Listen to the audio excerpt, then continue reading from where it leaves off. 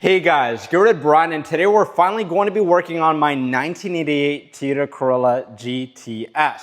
And the beauty about it is it's right-hand drive. So we've been pushing this project for the longest, and now we're finally going to push this baby out, put her into the middle of the shop, and finally get to work on it. Chris, what do you think how it's gonna go? How is it gonna go, Chris? We will probably just push this vehicle and we'll probably do a few things, but let's not get too greedy with hoping. Yeah, well, we'll see how it goes. We'll see how it goes, right? Now, if you're not up to date, these are free of my project cars. This is my 1988 Toyota Corolla as a GTS swap, the small port 4AGE. It's right-hand drive, and I'm completely restoring it from the interior to the engine bay and the complete paint. Now, this is my 1989 Toyota Corolla GTS. It used to be my daily driver. This is also manual too, left-hand drive. And long story short, the body of this car is kind of corroded and rusted. So we're gonna need a better shell to keep this car driving. So everything, this is gonna basically be a donor car for my next shell of these Corolla, because I wanna have one that's left-hand drive and one that's right-hand drive. Now right here, we have my 2004 RX-8. Now this bad boy just needs a good old clutch, and then we'll go ahead and take it to track day. We installed a Megan Racing radiator onto it, so that's pretty nice. And then we have my buddy's Scion FRS over here. It's pretty much potentially getting an engine rebuild, because I think that engine's actually good. It's not locked up, it just needs a cylinder head. So now what we're going to be doing on the right-hand drive Corolla, again, is we're gonna pull it out of this spot, and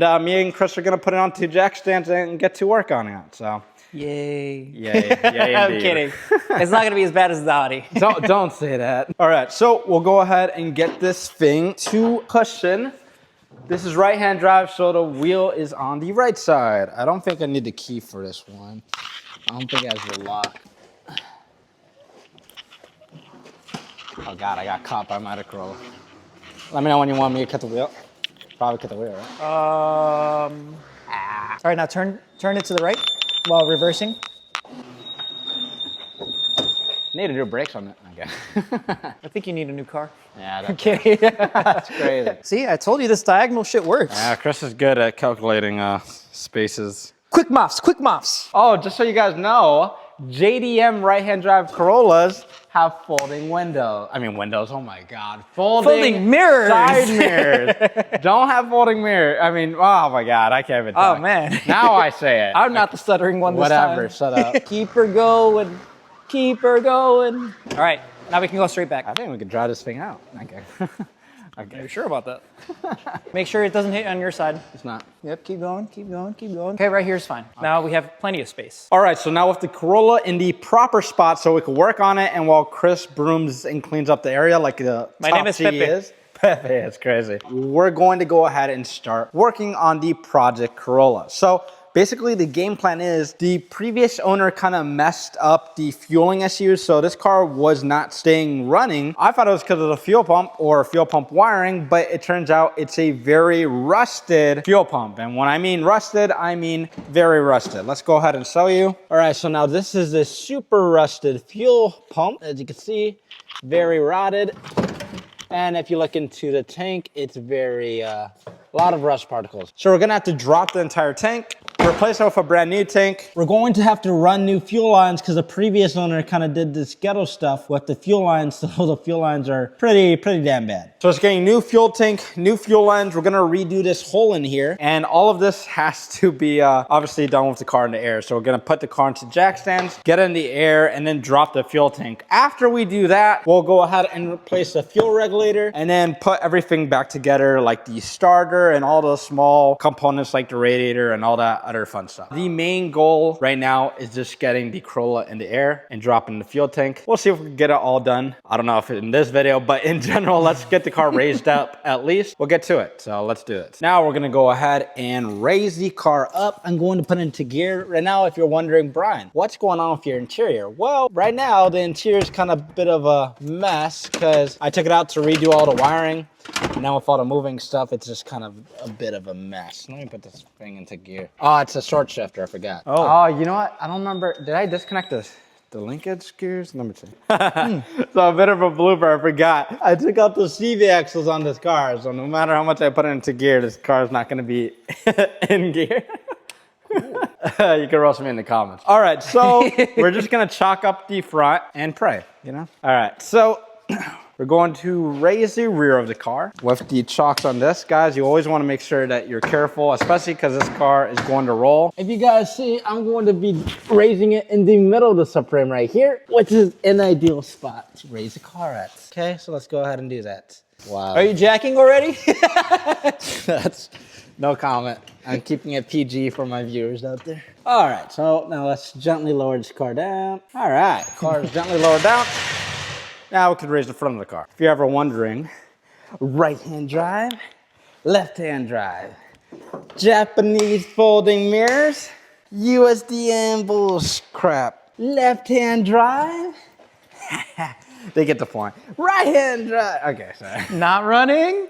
Not running. Shut the hell. This actually runs for your information. And so does this one, technically. All right, so now we're going to raise the front of the car. Now, if you guys own a Corolla, 1988 Toyota Corolla A92, there's a nice sweet spot where you can put your jack, which is awesome. It makes this way easier. I would say design the Type R like this. Keep her going, keep her going, keep her going, keep her going. That was the back. That's crazy. My head It's driving! Okay, guys, so before you go underneath a car, what you always want to do is shake the car down. It's better for it to fall right now with us not under the car than it is for us to be under the car. So you want to give it a good shake test. If the fenders move, you know, that's totally normal. But yeah, as you can see, it's not going to go anywhere. You can kind of lift it up. See, there you go. So you want to make sure your car's nice and secure, because we're going to be spending a lot of time under it. So yeah. All right, now with the car in the air, as you can see, this is our good old gas tank right here. We need to drop this entire gas tank onto the ground. And if you look closely here, we have one bolt for the gas tank, another bolt for the gas tank, but everything under here is absolutely rusted. So it's gonna make it a bit of a headache to get this out. But yeah, oh, you know what's cool is back in 1988, they actually made this like drain for your fuel. So if you put a 3/8 ratchet into your breaker bar, you could actually break it loose. I'm pretty sure that's not gonna work now, but it would have been cool back then, maybe 20 years ago. All right, so we're gonna go ahead and soak these bolts in PB Blaster, but most importantly, we're gonna get these wheels off because yeah, it's just gonna make it a lot easier. Oh yeah, disconnected e-brake. So let's go ahead and get those wheels off. Chris is using the good old Mac tools. Oh, reliable. Reliable. We got air now también, so because they're not under tight. Oh, did you know I ran drags on here? Yeah, Drag man. wheels? I remember last time you went to Import Face Off, you had slicks. Yeah. So these are the ones that you had on the black one, right? Yeah. Just don't look at the wire sticking out. The wire is just for, you know, more traction on the drag strip. Yeah. Oh, I didn't know that. I didn't know that. The pros run it. You know what? I trust anyone wearing a Snap-on shirt, you know? You stupid bitch. Throw it on the ground like a man. I don't want to make it bounce and hit your car. Let go! You know what? It's funny. I knew it was going to work. That's why I told you to do it.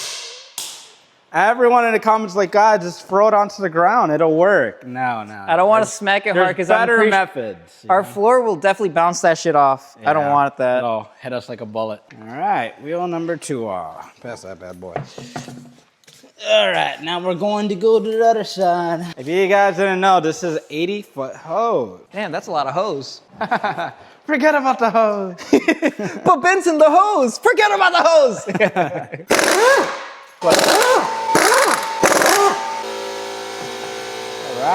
All right, guys, now before I remove the last wheel, one of the most important things you want to remember when removing a wheel is even if you have jack stands, it's not the smartest idea to be putting your legs underneath the car while working. The last thing you want to do is lose both of your nice, beautiful, pretty legs. So pull them out, be crisscross applesauce like they taught you in kindergarten, and let's get this thing out.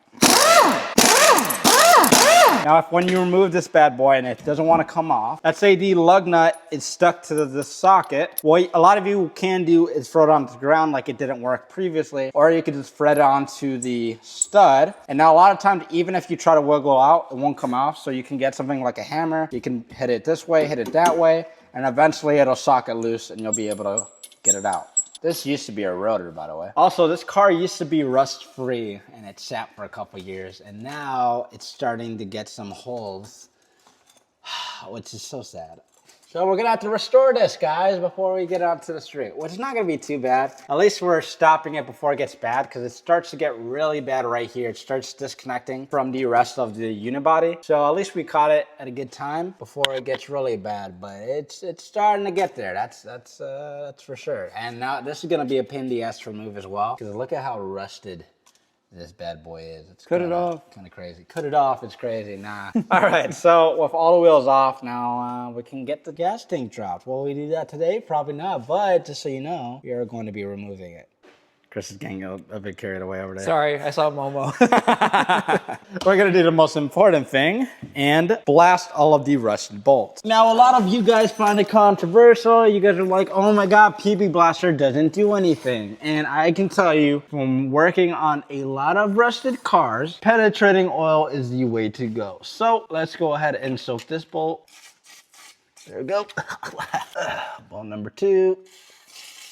Not to go too crazy. Chris likes to go. Soak the whole car in PB. And since we're under here, this is the fuel line situation. I was telling you guys, they put duct tape all over these fuel lines, which is insane. This is why the car did not want to stay running. It was leaking fuel from these really ghetto lines. And look, they put rubber hosing with coolant strap lines and again, duct tape. So this is ridiculous. So I gotta do every single fuel line on this car. Put a new tank in, put new fuel lines in, put new fuel filter. Pretty much every single part of this fuel system is going to get redone. Now that we soaked the bolts with penetrating oil, we're going to go ahead and let it sit for a day or two. In the meantime, All right, guys and gals, if you guys enjoyed videos like this, because, you know, I mean, you gotta include everyone.